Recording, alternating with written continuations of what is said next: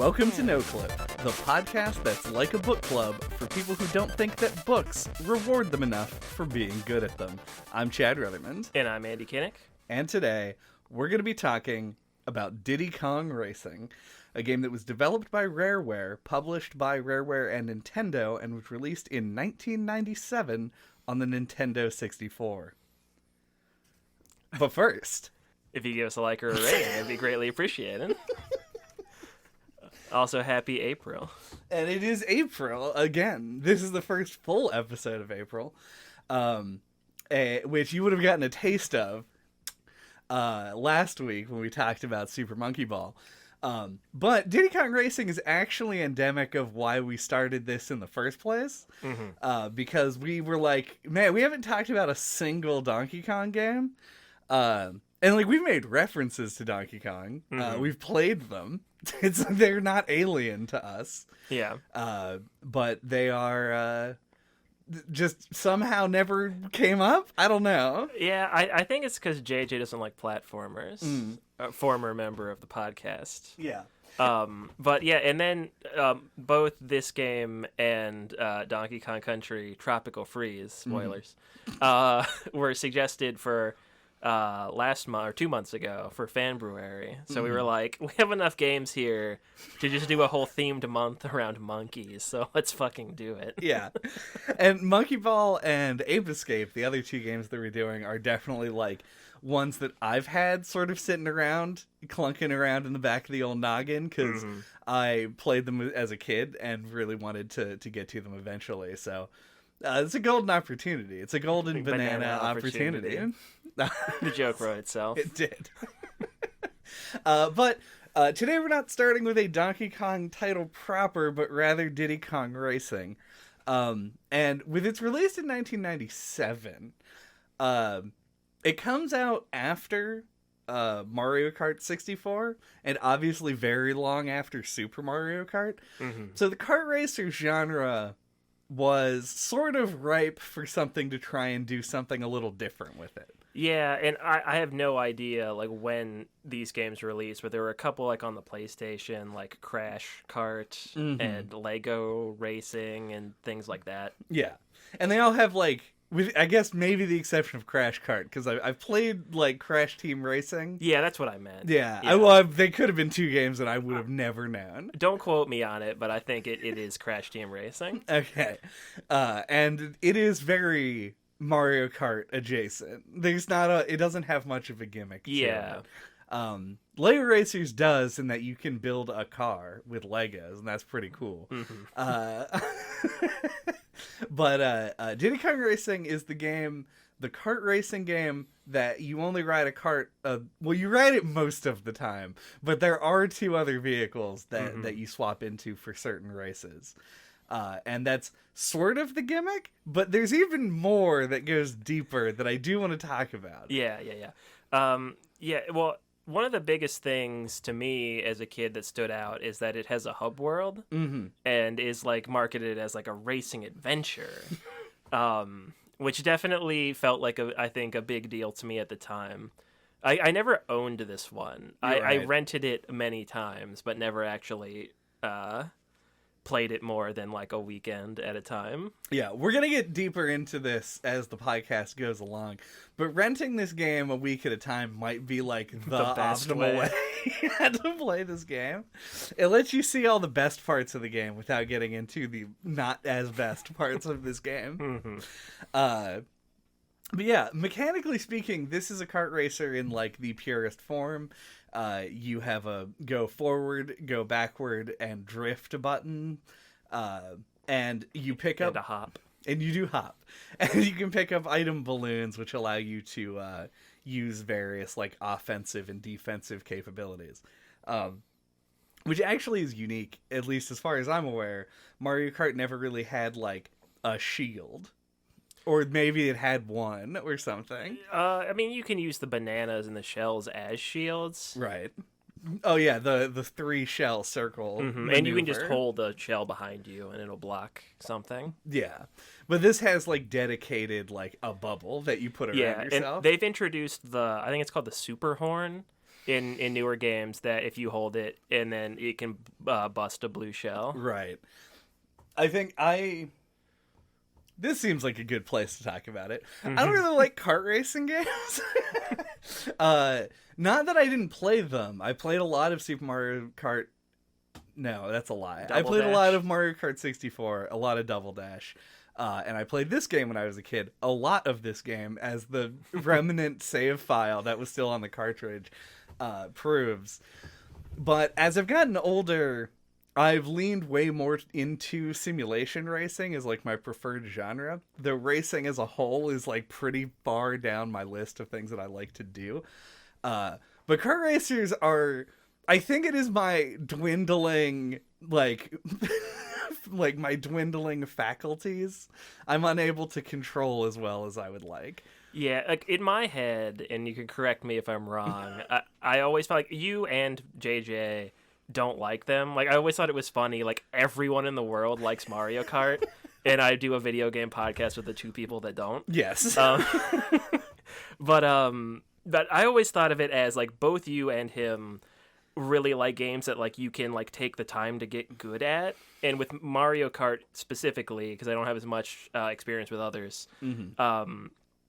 you can only get so good. Like, randomness is really factored into the design of the game at its core, and that just seems like a thing that you don't have the patience for, would rub you the wrong way. Yeah, that is potentially true. There's like a definite, like, there's random elements and there's like a hectic nature to the genre that to me just like feels, I don't know how to describe it, like bad. Bullshit. Yeah, like some bullshit. And to make matters worse in this particular game, this game is the embodiment of the if you ain't first, you're last, because you cannot progress in this game unless you win every race. And it gets stupid later in the game for that to be true. But it's like you have this mentality of like the entirety of the rest of the racers don't matter on an individual level anymore. It's literally just you versus the pack at all times. Yeah, like, I, not to jump too far ahead, but, like, there's this Octopus Boss, and, like, I was having a lot of trouble with it, so, like, I looked up, like, tips on Google or whatever, and it was, like, try and get ahead of him as the best you can as soon as you can, because once you get ahead of him, you basically just win. And, like, that does kind of trickle down to the rest of the game. Like, if you can get a lead early, you can kind of just easily beat the race. Yeah. Yeah, it's always, there's one level, it's in the ice world, that has like, it's the part where you drive through like the village and there's the big bridge and then you go with, like, through the the Christmas woods. trees. Yeah, fuck that level. Fuck that level. But like, I played that level. Give me so much trouble. I played that level a whole bunch of times in a row and lost every one of them. But then the second that I had a run where I was in first, I just fucking steamrolled it. Nobody could catch me. And it's really weird that way. Like, it doesn't, like, I think Mario Kart in the past has been criticized for having sort of a rubber banding with the AI, where if you get really far ahead, the people at the back will suddenly, like, jump way up ahead of you. And it's, like, they do that to keep the game exciting. This game doesn't do that, and so the game oscillates between being frustrating and being too easy in a weird way. Because I would never call this game too easy on a holistic level. Yeah, like, that's one thing that stood out to me. Like, I think I was playing it, like, yesterday, and I got hit by an item from an NPC, and I was like, I think that's the first time that's happened. Like, items seem really de-emphasized in this in a way that definitely feels like it makes it harder. Like, Mario Kart has those, like, catch-up items and things that you can use to, like that guy said, like, with the bananas or holding, like, a shell behind you or whatever, to kind of, like, keep your lead if stuff starts creeping up on you. And this game just, like, doesn't really feel like it has that kind of balancing in its design. Yeah, it has what I would call an interesting idea, where if you get the same type of item, like, you always get the same item from the different colored balloons, but if you get the same color of balloon multiple times, the item upgrades. But in reality, what ends up happening is that the only good items in PvE, is that what you want to call it? Mm-hmm. The non-2-player races. Yeah, the campaign. Yeah. the adventure mode. That's probably what they would call it, if I had to guess. Are homing missile and 10 missiles. That is like the only thing that you really care about. Like, you're never going to even know if the drop behind you items hit. And like you said, like, you could play this whole game and get hit by 2 items. So the shield items don't really do much. Yeah, it's mostly just you hitting the NPCs with them. Yeah. If you can. And then things like the magnet are cool, but only really ever... Like, you'll never be able to upgrade them, really, unless you're just not using any items, because they're so uncommon. Mm-hmm.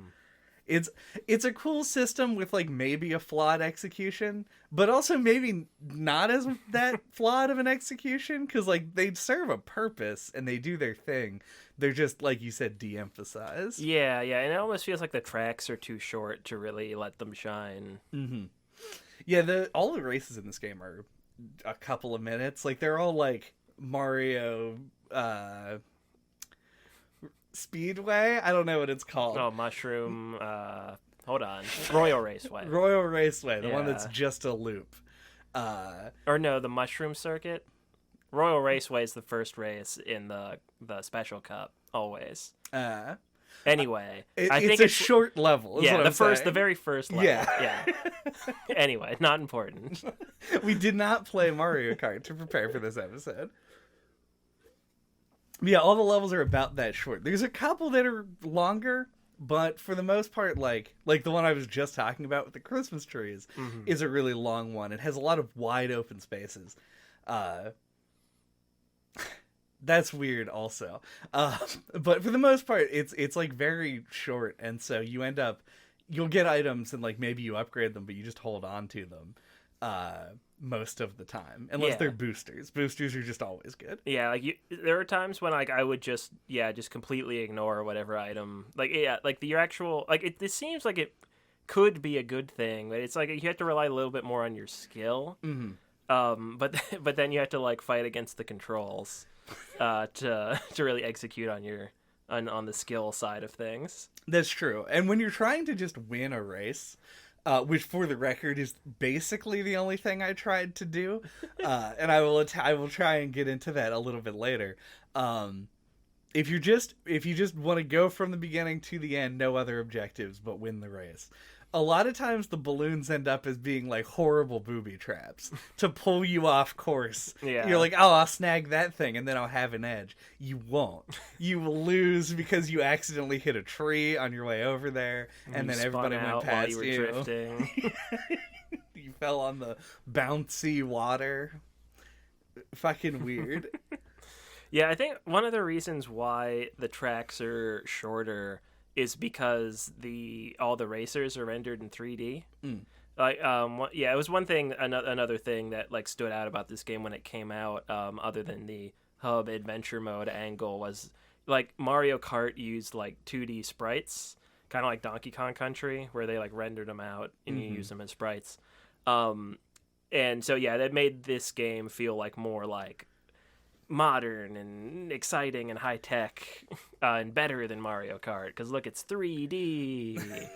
And so it ended up having to have like shorter tracks because you had to like manage the amount of polygons and blah blah blah. Yeah, and also it leads to hitboxes being extremely weird on shit. Because it was the early days, which honestly I think is probably a good enough excuse for a lot of the things that I think went strangely in this game. They always were ambitious. Rare in the 90s, yeah.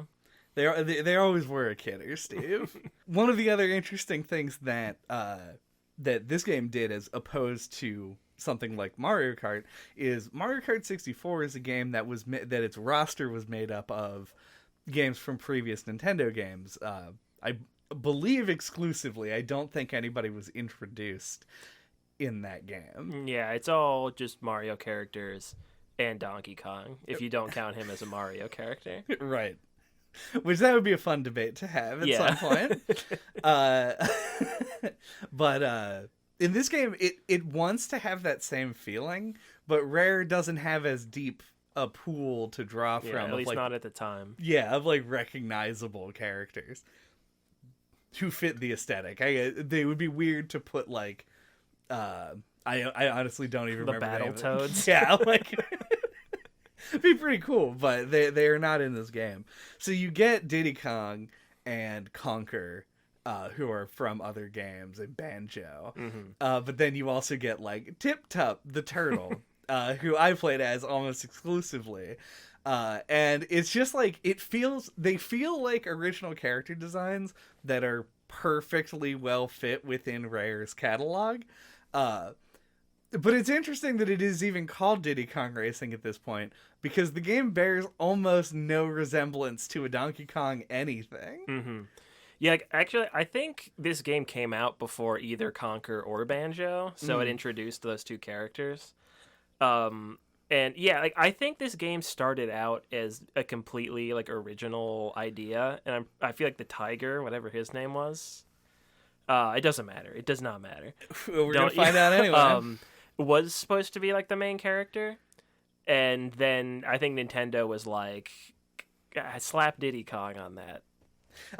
Sort of a thing. You were talking about Timber, of course. Oh, of course, Timber the Tiger. Who could forget? Our good friend Timber the Tiger. Yeah, cousin of Tony the Tiger. Yeah, with his catchphrase, it's all right. Yeah. But yeah, so yeah, I think it started out as a different game, which is why it doesn't feel particularly Donkey Kong themed. Yeah. Yeah, it's like I felt a little bit like I was cheating playing as characters other than Diddy Kong, because I was like, we're doing Ape-ril, and this game has no monkeys in it if you don't play Diddy. Yeah, I think I exclusively played Conker. And I actually haven't played Conker's Bad Fur Day. It's something that weighs heavy on my heart because it's a very me kind of game. But I think even back in the day, before I had any idea who Conker was, I just liked him the best. Yeah. Well, he's got a good design. That's why he got the game, you know? Like, he actually looks... like a mascot Yeah. character. And it's just the right amount of... This is becoming the Conker's Bad Fur Day podcast. He's the right amount of, like, a cute character in Rareware style that it's like... Yeah, and he's got that 90s attitude. He does have a 90s attitude.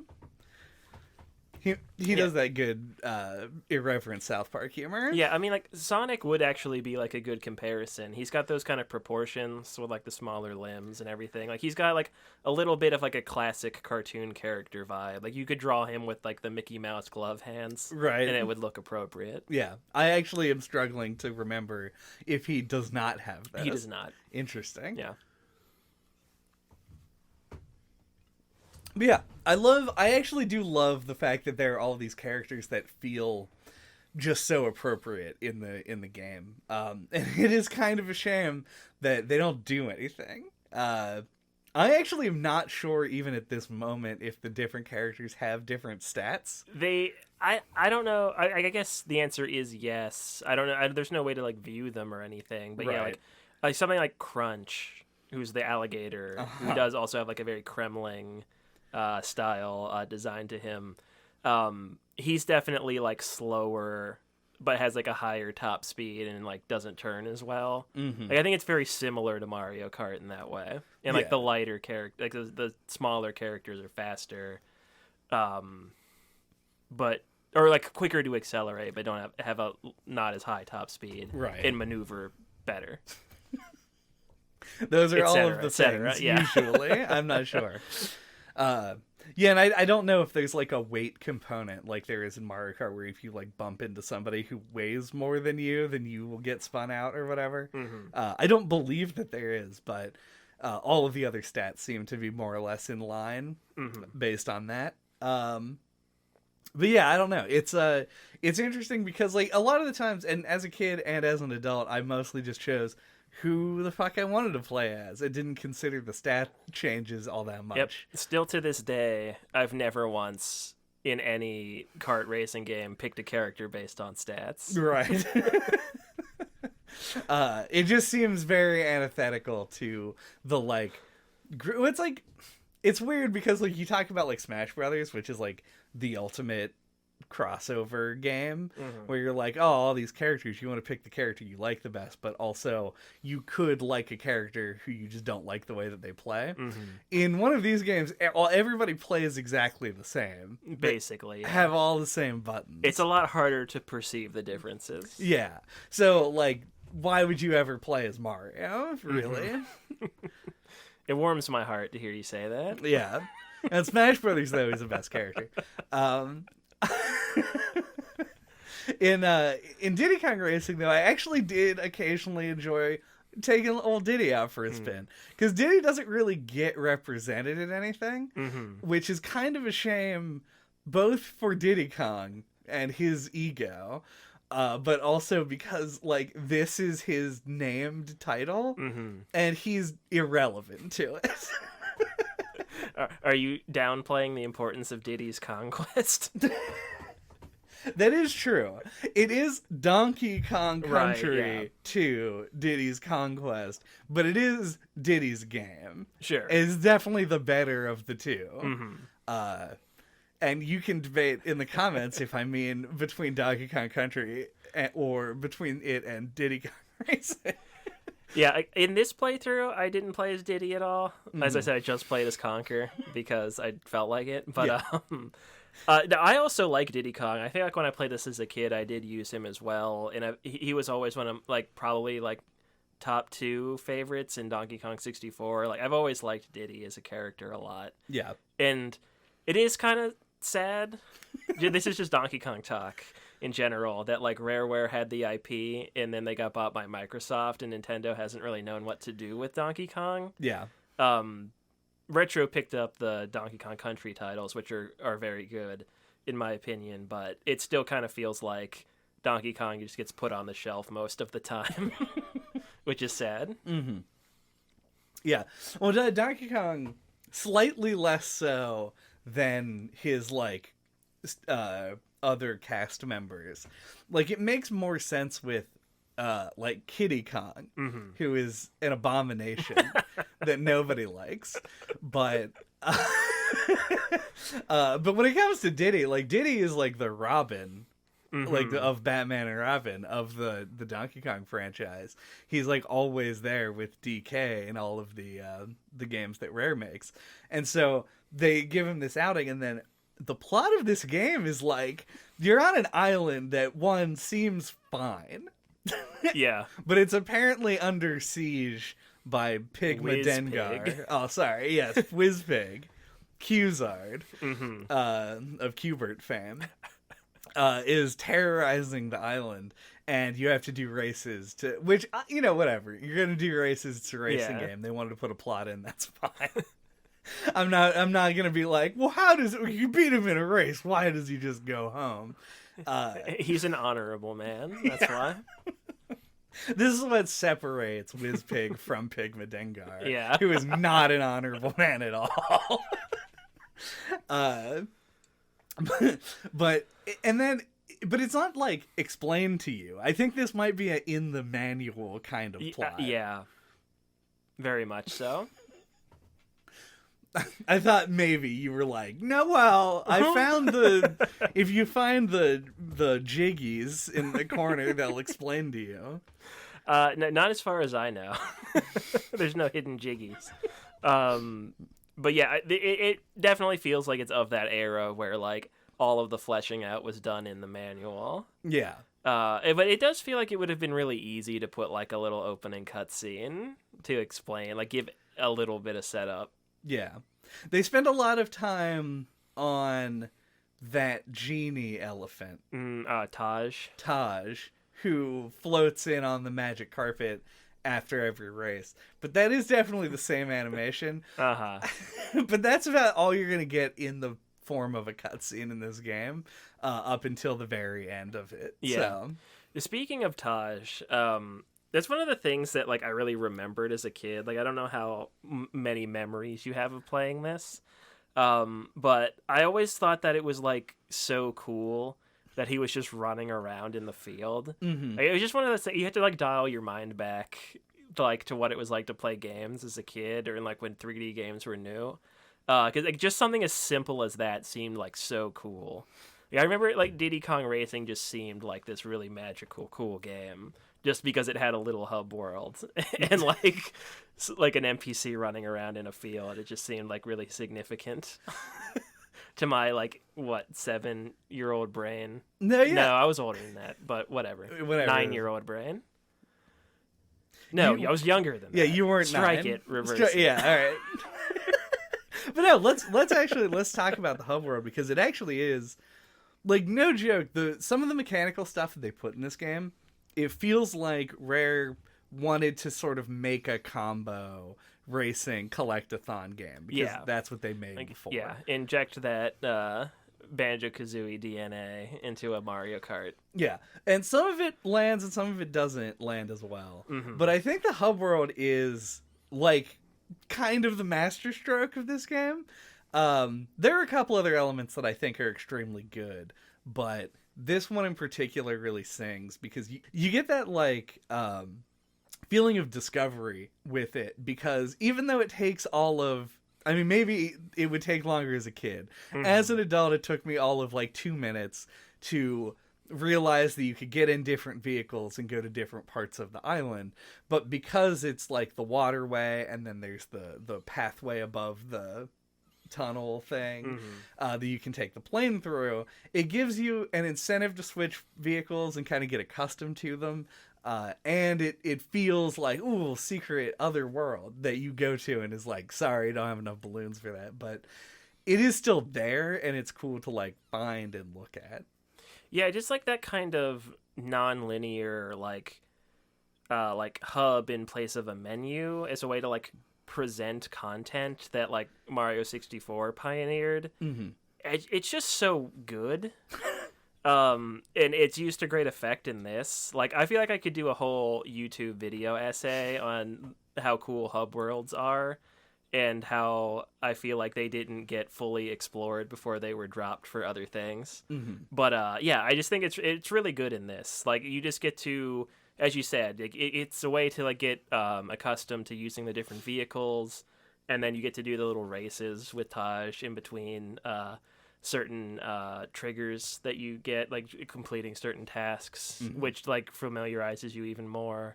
It's just really well done, and it feels like organic. It feels like you discover things for yourself, and yeah, it's just fun, and it makes it more memorable, I think, especially at the time. Yeah, especially at the time, because people were already losing their shit about like Peach's Castle in Mario 64. And if you ever hear in Mario 64 retrospective these days, they always call out Peach's Castle. The player doesn't have to go into the first level right away. They can spend time running around, figuring out what Mario can do. And there isn't, like, a lot to do there, but it is a playground. It's got ledges and gaps to jump over.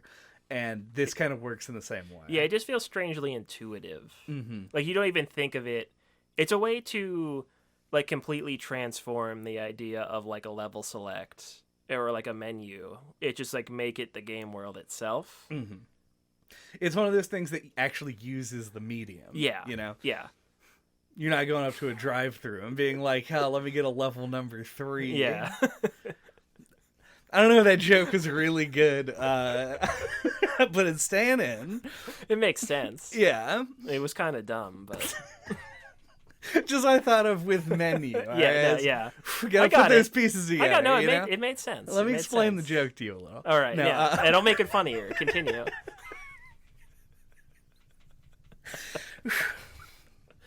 I won't have an outburst like that again, I swear.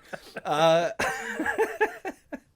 yeah, and then the hub world kind of breaks into the menu parts, which are, like, your individual levels, but even then, like, you drive into the car, or you drive into the levels with your car, or more likely you run into the time trial stopwatch guy 100 times and are like, please stop talking to me.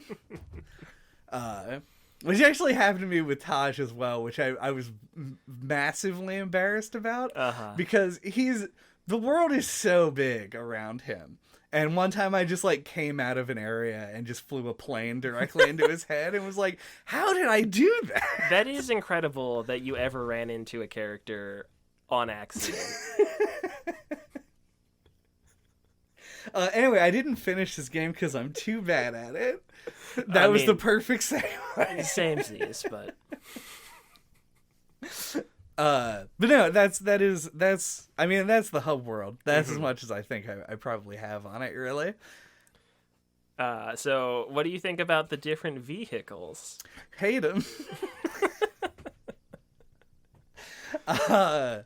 The car controls like a car, and I'm mostly happy with it.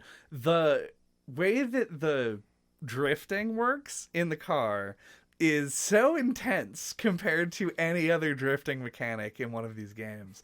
You like press the R button and you're already doing like crazy corkscrews, and then if you press the brake button as well, they get even tighter. But then the plane and the watercraft are insufferable in that order. I like the plane better than the hover car. Yeah, I actually don't mind the plane for the most part. Like, I kind of hate actually flying it around the hub world more than I hate, more than I hate actually doing the levels where you have to fly the plane. But yeah, the hovercraft sucks dick. It's so bad. And I hate it. Like, I think all of the vehicles have this problem. And this is probably like my big thing of like why I don't really like this game that much. Spoilers. But it's that like I feel like it's the turning sensitivity. It feels like it's really easy to like steer one way and then kind of like go a little too far and then steer back and overcorrect and then they just kind of snake. Like, you'll get used to it and you won't do that so much. But, like, the turning sensitivity just feels off to me. It's like they were sitting there, they were coding it, and they were like, okay, like, Mario Kart controls like this, and, like, it feels responsive and good to control. So, like, what if we made our game harder by making it less responsive and harder to control? And, like, that's the challenge. Yeah, and everyone who's good at this game is going to call me a pussy baby. It sucks, but I feel like the way the vehicles control is just a little bit too off. Yeah, to me, the hovercraft is like the idea behind it. I get because they wanted a third thing because I guess the comedy rule of threes, and this game is a joke. But the car and plane, to me, plane seems the most out there, but it also feels the most natural inclusion. I don't know why that is. Mario Kart ended up adding fucking hang gliding, so I don't think I'm alone in taking to the air seems like it makes sense. So the third one, it had to be this like hybrid ground water craft that feels... They were like, Wave Race 64 is cool. I mean, Wave Race 64 is cool, but in that game you can ride a dolphin, and in this game you can't even be a dolphin in a hovercraft. This is lame.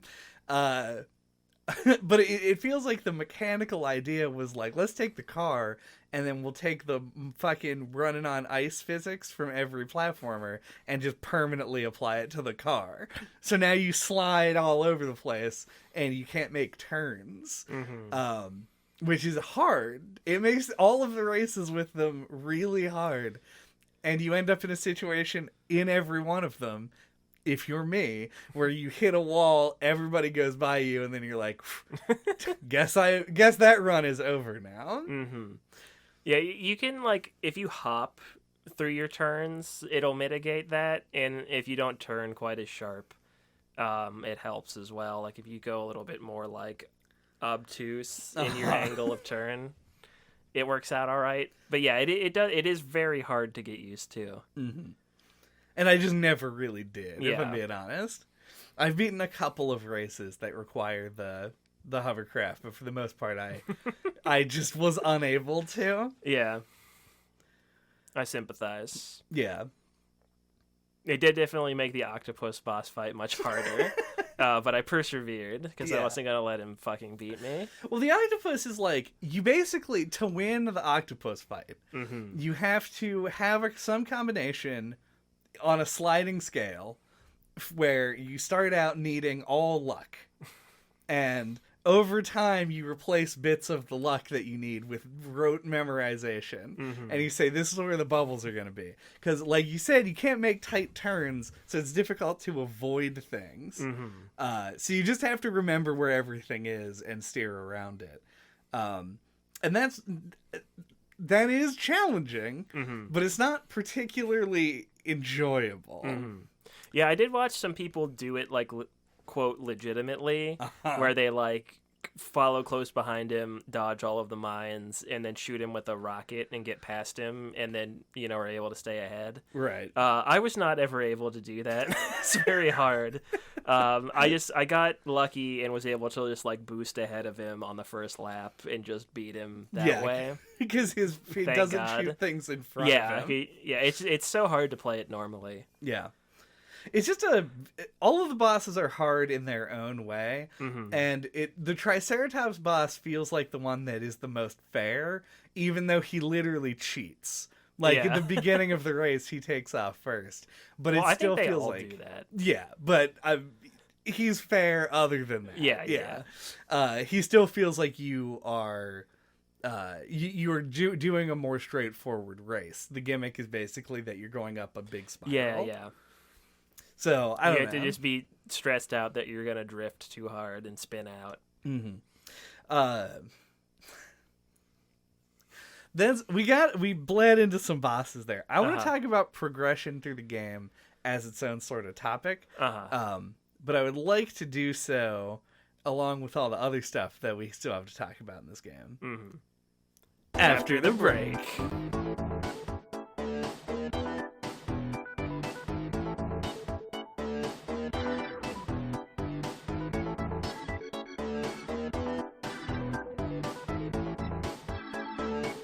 Gonna release our podcast as an album. It's already set up for it. It has track numbers. We'll just take like a 3.5 minute clip from random episodes and release them as tracks. Just like put the same Casio like pre-made beat over all of them. It'd be like a fucking Wesley Willis album. So welcome back to the podcast. Well, I was talking about progression, and the thing about the progression that I wanted to talk about, because we're going to talk about the bosses a little bit more than we already have, but my main qualm with this game is the silver coin challenges. I think that this was just an all-around awful idea with super extra bad application sauce on it. It does. I agree. I really don't like these kinds of challenges, and like that they're usually optional in games. So what it is that you have to, once you've beaten all the tracks, you then unlock the ability to do the tracks again. Privilege. Yeah, you have the privilege. You will enjoy it. You have to do the tracks again. This time collecting, I think it's 8 silver coins, and you have to also get first place. So you have to play the track like over and over again to like figure out where all the coins are, how to get them, and then get them as quick as possible, and just so you can focus on winning the race too. Yes. It is very tedious and annoying. Yeah, and it makes it like. It makes you feel so bad because you remember the races and the ones that were hard. And then you have to go back and do it again, but now in a prescribed path, which makes it just so much worse to lose. Because you're like, I could have won that if I didn't have to veer like 180 degrees off of where I was going to pick up this coin and then get back in the race. Yep, and it's compounded by like my least favorite thing about the game, which is like the sensitivity of the steering. It's so easy to like try to go for a coin, and balloons for that matter, like not even the coins, and just over or undershoot it. Like it's very easy to just miss something. Yeah. And the coins, like, bless their hearts, have a wider range that you can pick them up than the balloons do. It is more generous, but but it is still like you still have to get within the vicinity. Not generous enough. So it ends up being this like complete halt of your progress, I guess, unless you were very good. Where you have to, after finishing a level, go back through that level again, and then fight a bot who we've already described as being very difficult in a harder form in order to obtain all the pieces and make it to the end. And it's funny because, like, we've talked about this before. One of the, like, ultimate podcast resources of all time is How Long to Beat. And they have this game listed as being, like, a 13-hour game. I don't know who is beating this game that quickly. Like, it's so difficult that, like, I probably played this game for about 10 hours before the podcast. And I finished the main races in 3 levels. Like, half of them in the 4th, and the first level silver coin challenge. So I was, like, not halfway through the game at that point, because there is a level beyond the 4 main ones that you get after you finish the first boss. And I was already, like, bumping up against their estimation numbers. It felt like the silver coin challenges and the fact that they're so difficult seemed like it was length padding for this game. It absolutely is. And I will hear no explanation otherwise. No, I feel the same way. Like, I don't know how many hours I put in. I wasn't really keeping track. But it's probably comparable to what you did. And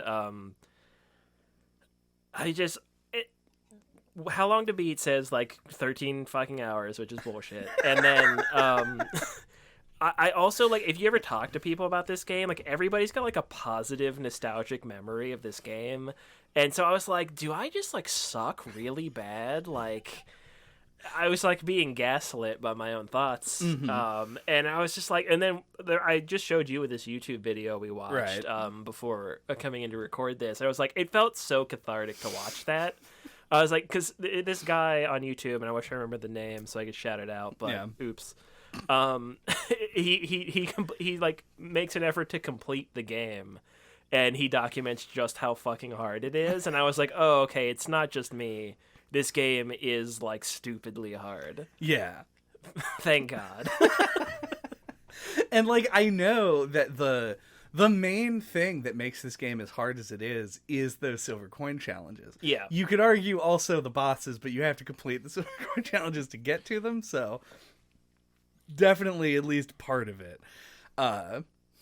It's like, I don't know, because it is. I also have a positive nostalgic memory of this game. Like, everyone does. Like, I played it as a kid too, and I don't remember it feeling like bullshit.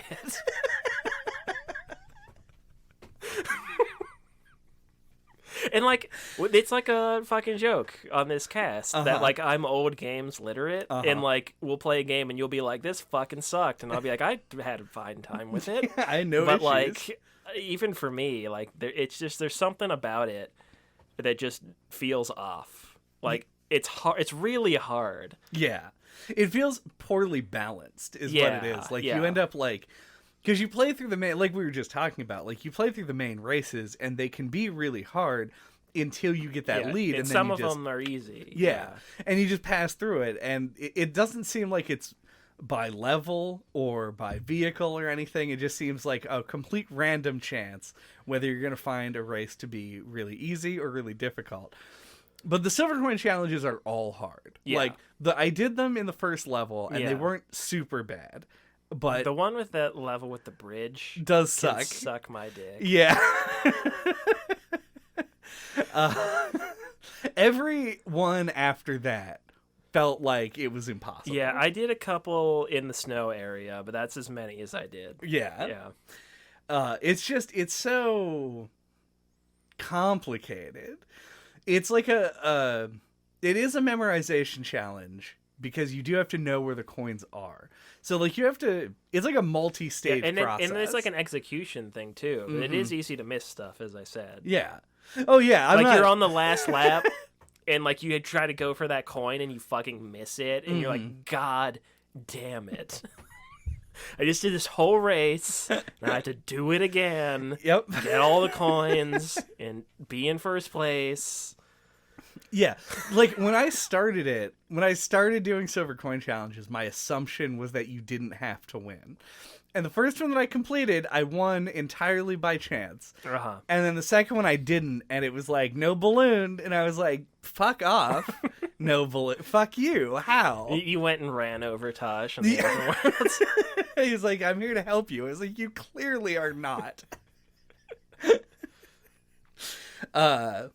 Which is also another thing that I want to shout at is the first line that they say to you is, I'm the genie. I'm here to help you. And he doesn't do anything. He just lets you switch your vehicle. Yeah, he's here to help you by being a menu. Not that helpful, Taj. How did this happen?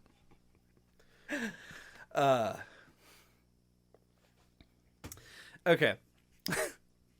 I think I can do a better job of this than I was able to on the No More Heroes episode. Uh-huh. A little bit more eloquent. Yeah. We mentioned everybody having a positive memory of this game. And there is an extremely good reason for it. And that is, this game is seemingly designed to live in your memory as a positive thing. Because the parts of this game that are not crushingly difficult are as charming as Rare is even capable of being in this era. Like, this was their golden age. Their golden eye age, even. Of games where everything felt very, like, neatly created, and the presentation took like a precedence over things. And this game is not different. This game looks really good for the time, very colorful and friendly looking. The music fucking rules. I think it's the most like hot and cold for me as far as like tracks go in Rare's catalog of the time. Yeah, like the tracks are good, and they had that catchy Grant Kirkhope, David Wise style that Rare has. Yeah. But yeah, it felt like they were shorter loops to me. So like there are some that totally slap, but like I think on average it's a little lower quality in my opinion than most of their games. Yeah. But still very good. Yeah, it's still really good. They were batting 1,000 back then. So even if it's the worst, which I'm not saying it is, but even if it was, it would still be very, like, you know, a great soundtrack. Yeah, it would be memorable at least. That's I feel like the music in Rareware games for me, I know a lot of people like to heap praise onto the soundtracks, and I'm not different than that. I think that they are all really good. I've got the fucking Banjo-Kazooie vinyl. Like, I really like their music sometimes. But I feel like it has this specific problem, is the really like laughy kind of goofy sounds that they choose to use in their music tread a thin line where you can do it, and they often do excellently, in a way that makes it feel whimsical and fun while still having giving it a nice personality while still being catchy in that old games music kind of way.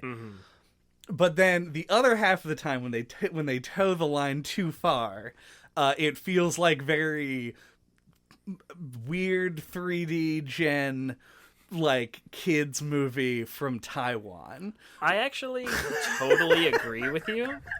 Yeah, like something like, and I'm sorry if this is anybody's favorite song, but like Rusty Bucket Bay from Banjo-Kazooie is nauseating and bad. The MIDI, like, trombone melody on that is, like, so bad. Yeah. And it's so repetitive. But yeah, there are some misses. Basically exactly what you just said, but, like, most of the time it hits. And yeah, in a way that I hadn't really kind of thought of before, but I think you hit the nail on the head.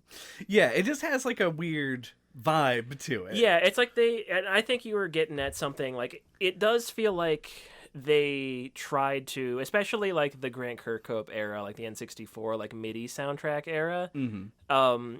He tried to, and whoever else was composing music for them at the time, tried to like capture those old game melodies and also try to like inject like a unique sound like chiptune did for those old, and like give it like a distinct identity. Yeah. And for the most part, succeeded. And if you need to have a few misses to hit that many home runs, then yeah, that's fine. Yeah, maybe not yeah. batting 1,000. They're batting Yeah. like 750. Yeah, no, really, pretty good. Really good, yeah. Yeah. This has been our music analysis corner. Yeah. Well, Can you tell we don't know what we're talking about?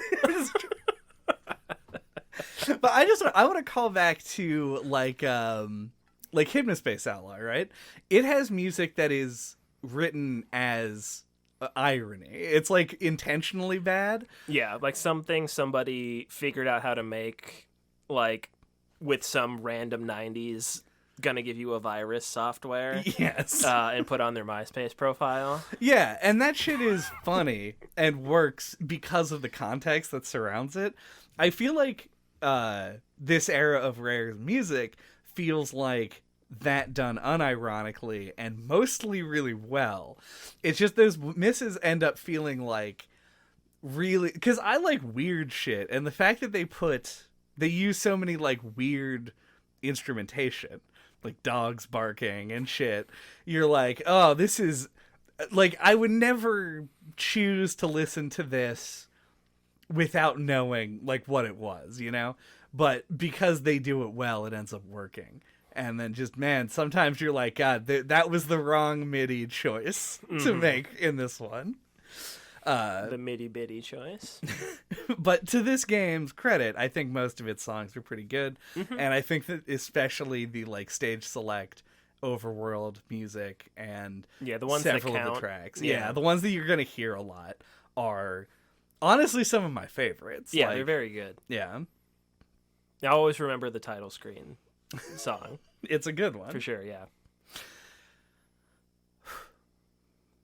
So another nostalgic memory similar to Taj is I remember Wizpig. I kind of want to talk a little bit more about Wizpig. Go for it. Like there's that, I think I also played this at my aunt's house, like I think they had beaten the game because they're true gamers apparently. And I think after you have beaten the game, when you boot it up, it plays that cutscene of like Wizpig coming out from behind the lighthouse and stomping around, and like I legitimately feel like that was like imposing and scary to me as a child. Sure. So I feel like Wizpig is a pretty good villain in that respect. Like I think Rare was really good at making those like you love to hate him kind of villains. Yeah. Like even though he gets like almost no screen time and zero characterization other than evil, he definitely like stands out as like a really memorable part of this game. I would agree. I think if I had any complaints about Wizpig, thematically, is that I'm sad that this came before Banjo-Kazooie to show that Rare just wanted to put a villain's face as a mountain. They're big mountain face fans for some reason. It shows hubris, That's true, yeah. That's characterization right there. Whew. I would have my face in a mountain if I was an evil villain, I guess. Yeah, like even though a lot of people don't like Ukulele, Capital B is a great villain. Like they're just really good at doing that kind of like cartoon villain. Does he have a mountain with his face on it? He might have a statue of himself. I don't think he has like a big like corporate factory building. Overconfidence was not his flaw. Yeah.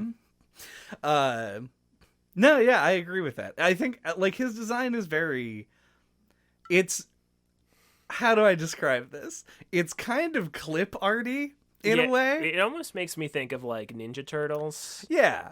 Or something. It's like a pig in a humanoid form, and he's wearing a wizard outfit. I love that it's like a half cape. It's like not a full cape. He doesn't want to trip up. He's a racer. Yeah. He's got to have freedom of movement. Yeah, no, I know what you mean. It's because I think it's just because of like early 3D modeling. Like his clothes are just very like painted on texture. Yeah. Which makes him look a bit silly. But I love him maybe because of that. Yeah. I don't want to give him like full pass as great villain No. Because at least part of the reason I like him is because I think there are parts of it that are bad. No. Yeah. I don't mean to imply that he's like a great villain. He's no Gruntilda or anything, or K. Rool. But like he's good. Like he pulls his weight. All of that weight that he's pulling around. See, what I heard was call up the guy who directed The Hangover and get Joaquin Phoenix, because the real villain movie is Wizpig. Like the Disney remake, like sympathetic villain thing. Like you loved Maleficent and Cruella. Now From the you'll love Joaquin Phoenix as Wizpig. it's about Jaoz. Like, does that make sense? I don't know. I think this is like the third time that we've randomly cast a movie in the middle of a podcast. It's a thing we do. Yeah. Yeah, and it sucks as like a Wizpig fan. As The Wizpigs are having a shitty season this year. they really Like are. a minor league hockey team. Got Wizpig season tickets. The Wheeling Wizpigs. But it sucks that the plot is so de-emphasized, because like you don't get to see him that much other than his big face. Yeah. Which does just come to life, and then he himself is much smaller. It would have been cool if he was like an 8-story tall pig. It would be very intimidating. And then you'd have to race him though. That's true. It would be. I think you just race against like 1 foot that keeps stomping down. Oh yeah. Yeah. Rare, call me up. I got Diddy Kong Racing 2 plans.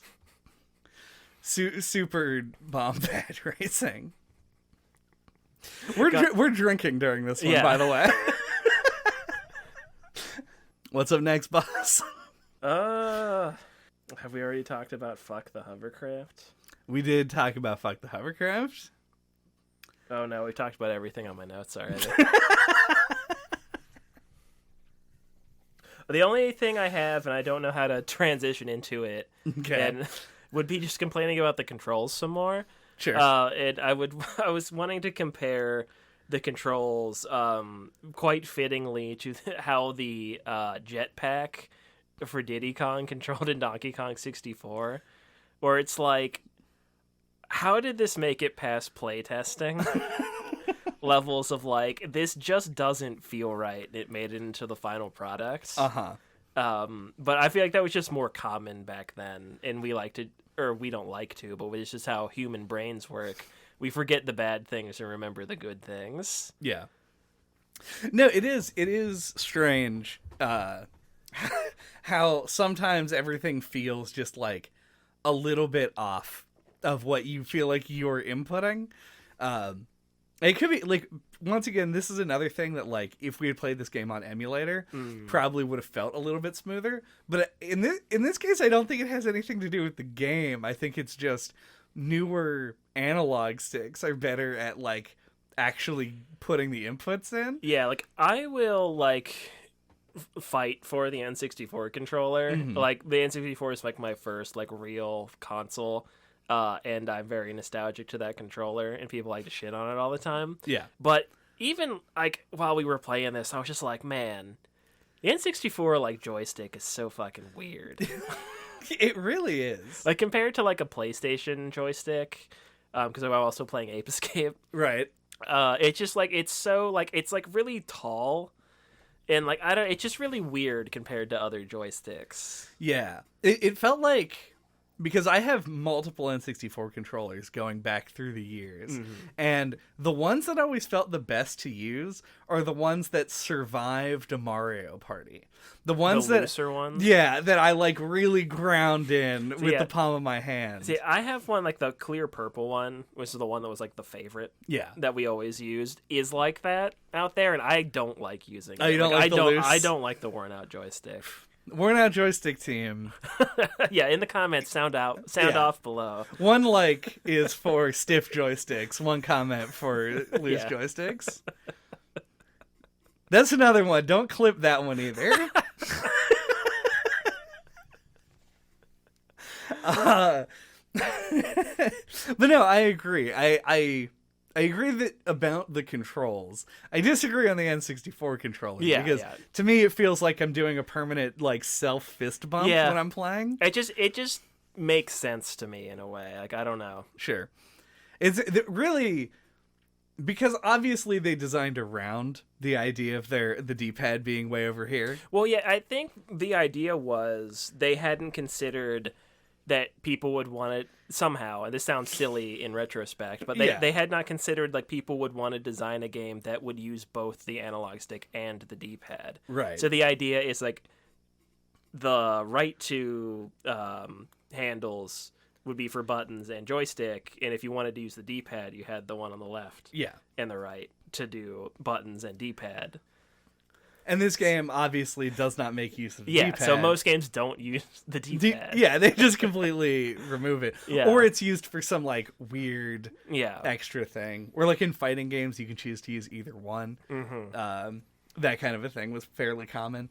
But yeah, I don't know. It doesn't help the old game-ness of this that I'm also playing it on original hardware with like a totally functional and good N64 controller. It's just a controller that I myself have a lot of difficulty with. Yeah. No, I feel like for me, holding the N64 controller is like you playing like a Tony Hawk game. Oh yeah. Like I just have it in my hand, and something just feels good about like the Z button and the joystick and the like my hands like slightly up here with the buttons. Right. Like something about it just feels like familiar. I just played a lot of N64, I guess. That's true. Yeah. I mean that nobody can deny that. That was.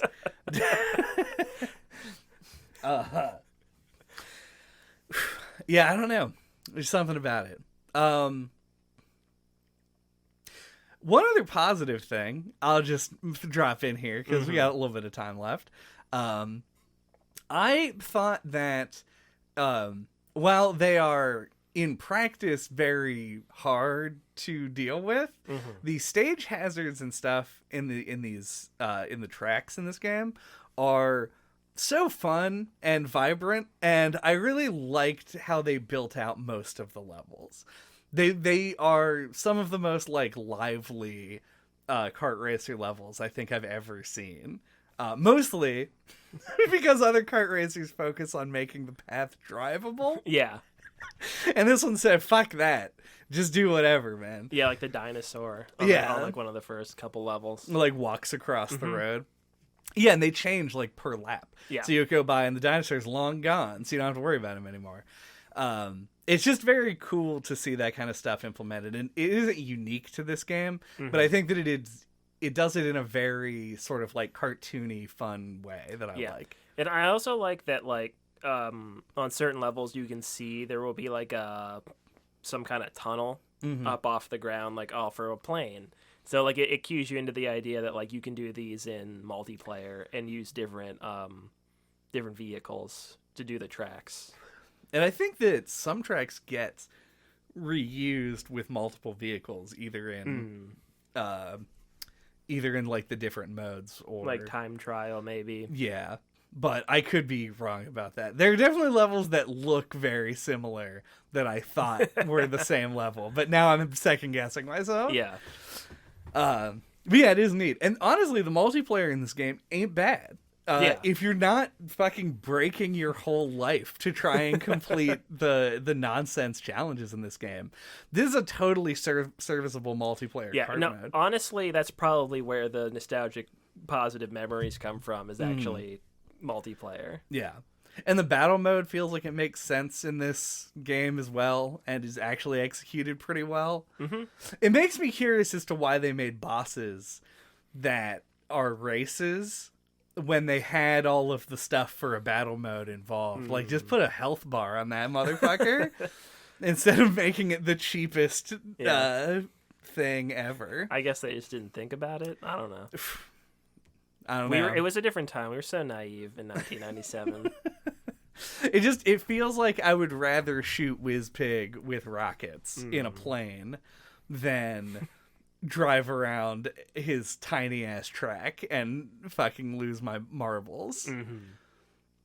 Do we have Formula One thoughts? My Formula One thoughts. Number one. Now, what I do not understand about thoughts Diddy like Kong these. Racing. I'm sorry. Shout outs to Chills. You a real one. So this is a game that was suggested in February. Yeah. We pushed off till Ape-ril because we had the theme of monkey games. We already had the idea. But as soon as it came up as a suggestion, I was like, oh yeah, Diddy Kong Racing is exactly the kind of game that we would find it fun to look at because it's the kind of game, as I said earlier, you bring it up and people are like, oh fuck yeah, Diddy Kong Racing, I love that. And so I definitely wanted to go back to it because, as I said, it was a game that I rented. I played at my aunt's house, but never really owned. So it even more so has that hazy nostalgia to it where it was like, oh yeah, that was that cool game I only got to play every once in a while. So yeah, it was cool to come back to it and actually play through it and sit down with it. And it's just, I didn't really enjoy my time with it playing it now. But for me, I think the big thing is the control sensitivity. The turning felt really weird and really imprecise and hard to wrap my head around. And I could just imagine if this had tighter controls, I feel like it wouldn't be half as hard to me. I can imagine that somebody could do a mod for it to mess with the controls, and it would just feel like a fully realized version of the game, to me. Yeah. Playing it now in 2022 or whatever. But yeah, but there is still a lot of that Rareware charm to it. It's interesting because I feel like they just hit every genre in the 90s, they did first person shooters, platformers, fighting games, kart racer, and most of them are all good. You know, it is kind of amazing, their track record there for a good 8 or so years. And it's cool to see them experiment and look at something like they did with Banjo-Kazooie. They looked at Mario 64 and they're like, what could we improve? And it looks like they looked at Mario Kart and they're like, what could we improve? Right. And they really swing for the fences on it. It just, I feel like it just didn't age well, unfortunately. But a lot of charm, and it's a guy that, and everyone's nostalgic memory, I think, is totally valid because it's the kind of game I want to like this game, really bad, and it just didn't quite hold up for me. Unfortunately, but fun time, very pleasant, good music, cool visuals, and so lots of positives. And if I had played this, I had owned it as a kid, I probably would still have that muscle memory and be really good at it. It just seems like one of those kind of games, like a snowboarding Kids 2 or something for me. So yeah, I guess I'll just leave it at that. Well, I can say, as somebody who did have it as a kid and played a lot of it, that muscle memory is long gone. Because I was pretty ass at this when I picked it back up. This is a really clever game. I think that this game has some good ideas, some things that I think are really unique. The hub world that we talked about, the 3 different vehicles, boss fights in a racing game are kind of a cool concept. And some of this stuff has been done, past now. And obviously there were things in the 2D era that allowed you to use multiple vehicles or whatever. But this feels like a real attempt at making, the Mario Kart killer is probably what we would call it these days. And it's just, I think, a little bit too ambitious. It ends up sort of, it's hot and cold, but it's really hot on the presentation side and really cold on the actual mechanical execution, which is rough because that's what you have to do in order to see more of that presentation. You have to win races if you want to hear the music that plays on the next track. So it ends up being, like you said, not very enjoyable to go back to because it requires like just a stalwart effort to try and get through a lot of this stuff. I still want to give her props for being cool and for doing cool things and having a very rareware aesthetic that you cannot bottle. Like, it's just a thing that they only can do. And that part is great. And then all of the part where I was racing, I was like, oh boy, this is less great and I don't like it so much. And that's kind of it. That's where I'll land. Also, I want to mention that the theme of Ape-ril is monkey games. Mm-hmm. That is the main theme. The sub themes that we're playing, all of the hardest games ever made, which for some reason all have monkeys in them. So yeah, I feel like we've gotten the two hardest out of the way, though. I would agree by far. Yeah. We're past the fucking the cutoff point for Ape-ril. Mm. Now the monkeys will ease up on us. They've gotten used to our scent at this point. We've crested the Ape Hill and are about to make our descent. The Apex. Mm-hmm. Uh-huh. The Apex, yes. Thank you for listening to No Clip this week. What are we talking about next time? Next time, we're going to be talking about Donkey Kong Country Tropical Freeze, the hardest game ever made. Our first proper Donkey Kong game. Yeah. It's not I agree with you fully that it is not as hard as either Monkey Ball or Diddy Kong. But yeah, hey, look at that platformer with Donkey Kong in it. Wow. Holy shit. Imagine that. Until that time, you can get a hold of us. All of our contact information is on our website at noclippodcast.com or on splattershot.pro. There you can find links to all of our old episodes, the Twitter, the Discord, our email address, and the YouTube channel, where you can go and watch a video on... We've never talked about a racing game. Nope. We gotta put that on the docket. Let's do a racing game that's like real good. Okay. Like Snowboard Kids 2? Like Snowboard Kids 2. But we've talked about nope. None of those. I don't know. We talked about Mario Sunshine. Yeah, we talked about Mario games. Yeah. We talked about Mario Odyssey. We talked about Mario 3D World. I don't know. Hat in Time. Yeah. These are all platformers. Yeah. That's the closest we got. I'm sorry. We'll try talking about a racing game later and then call back to this one. Mark our words. And smash that like button. Smash your cart into the like button while you're trying to go for that balloon, but you spin out. Uh-huh. You'd be surprised. You would think that you were going to dodge the subscribe button, but the hitbox is so big. It. Yeah. Yeah.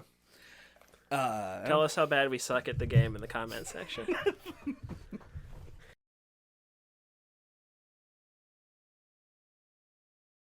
Can we use this opportunity to make one of those, like, DK rap stupid meme YouTube videos? I mean, if you want to do that, I'm not going to stop you. No clip is here. That's pretty lame. I'll start with a better one. NC. No clip. Doesn't really fit. Not really. NK. No clip. Kong. His podcast gun fires in spurts. If he reviews your game, it could be worse. NK. No clip. Kong.